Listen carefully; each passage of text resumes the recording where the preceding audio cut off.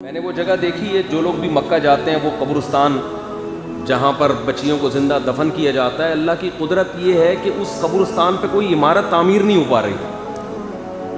حکومت سعودیہ نے بہت کوشش کی وہاں سڑک بنانے کی، انہوں نے تو نشانات سارے ختم کر دیے نا ہر چیز کے، لیکن عجیب اللہ کی قدرت ہے۔ آپ وہاں جائیں، لوگ بتائیں گے آپ کو یہاں کوششوں کے باوجود بھی نہیں ہو پا رہا کچھ بھی، شاید اس لیے کہ اللہ نے وہ جگہ محفوظ رکھی ہے کہ جب بھی کل کوئی ویمن رائٹس کے نام پہ علماء کا مذاق اڑائے، خواتین کے حقوق کے نام پہ اسلام کا مذاق اڑائے کہ یہ اسلام نے عورت کو یہ کر دیا، عورت کو یہ کر دیا، تو اسے یہ قبرستان دکھاؤ کہ اسلام ہے جس نے بچیوں کے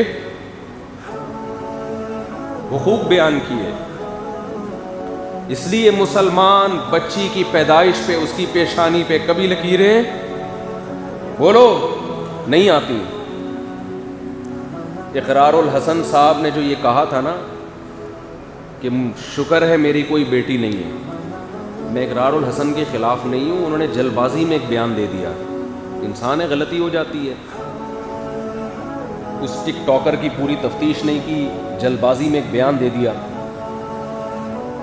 ہو جاتی ہے انسان سے غلطی، بعض دفعہ جلد بازی میں ایسے الفاظ کہہ دیتا ہے جو نہیں کہنے تھے، سمجھدار آدمی بھی کر لیتا ہے، کوئی مذاق اڑانا یا کسی کو رسوا کرنا مقصد نہیں ہے، لیکن یہ محترم سے جلد بازی میں بہت غلط جملہ زبان سے نکلا، یہ کہنا کہ میں شکر ادا کرتا ہوں میری کوئی بیٹی نہیں ہے، بہت غلط بات ہے۔ میں پھر بتا دوں، میرا مقصد اقرار الحسن کو غلط قرار دینا نہیں، ہم سے بھی ہو سکتی ہیں ایسی غلطیاں، کوئی بات انسان نہ چاہتے ہوئے زبان سے کہہ دیتا ہے۔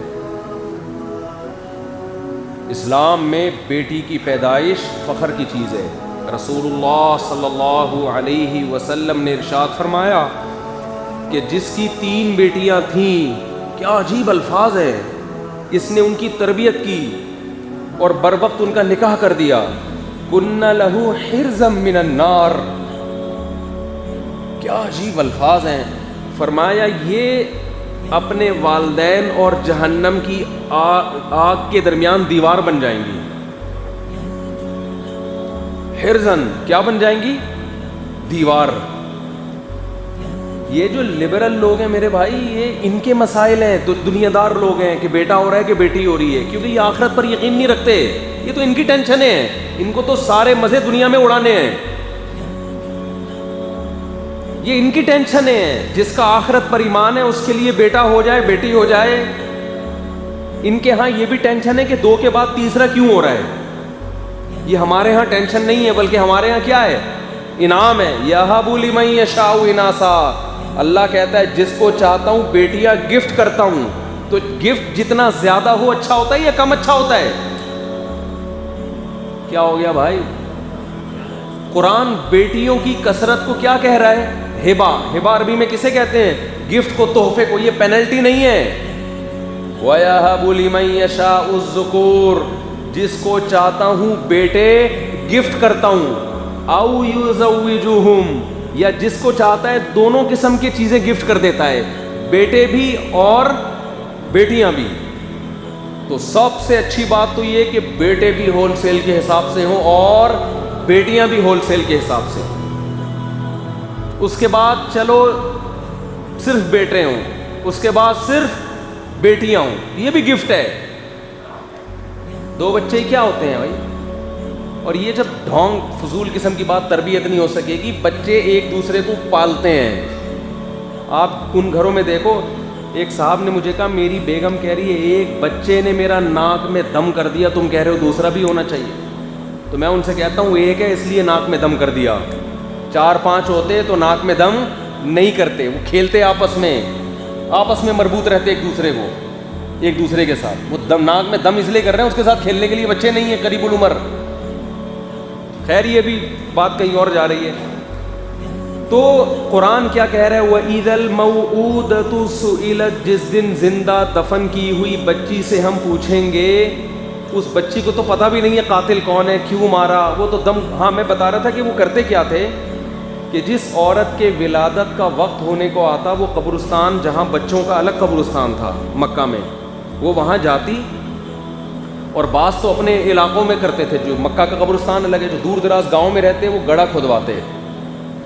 اور ماں یہ کہتی تھی دائی سے کہ اگر بیٹی پیدا ہو تو اسے میری شکل، یعنی مجھے اس کی شکل نہ دکھانا، کیونکہ ماں میں ایک فطری محبت پیدا ہو جاتی ہے دیکھنے کے بعد. دکھائے بغیر کیا کر دینا؟ دفن. دفن اس لیے کرتے تھے کہ اس زمانے میں کوئی ایسا ٹرسٹ نہیں تھا جو بیٹیوں کو رکھنے کے لیے تیار ہو. آج بھی ایسے بدبخت مائیں ہیں جو کہتی ہیں کہ بچی ہو تو مجھے اس کی شکل نہ دکھانا، بلکہ الٹرا ساؤنڈ نے آج یہ کام آسان کر دیا ہے. پتہ چل جائے بیٹی ہے تو پیدا ہونے سے پہلے ہی ماں کے پیٹ میں اس کا گلا گھوڑ دیا جاتا ہے. وہ پیٹ جس کو اللہ نے انسانیت کی تخلیق اور حیات کے لیے پیدا کیا تھا، ماں کے پیٹ کا یہ کا تقدس ہے کہ یہ وہ بطن ہے اتنا مقدس جس بطن میں انسان کو زندگی ملتی ہے. وہی بطن اپنی اولاد کا قبرستان بن رہا ہے. آپ جاؤ ملکوں میں جا کے دیکھو، الٹرا ساؤنڈ کر کے پتہ لگاتے ہیں کہ بیٹی ہے یا بیٹا. اگر بیٹی ہو، کروڑوں بیٹیوں کو اس طرح سے ماں کے پیٹ میں مارا جا چکا ہے. یہ مذہب نہ ہونے کا نتیجہ ہے.